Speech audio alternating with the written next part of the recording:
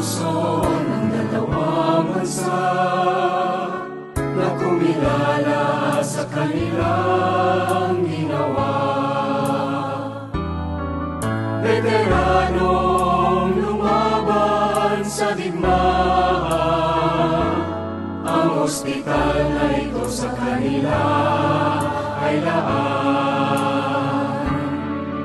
Kawani at manggagamot, handang maglingkod, mga talino at tapat na loob. Kapakanan ng nasa sakupan, laging nasa puso, damdamin at isipan. Kahapon, ngayon at kinabukasan,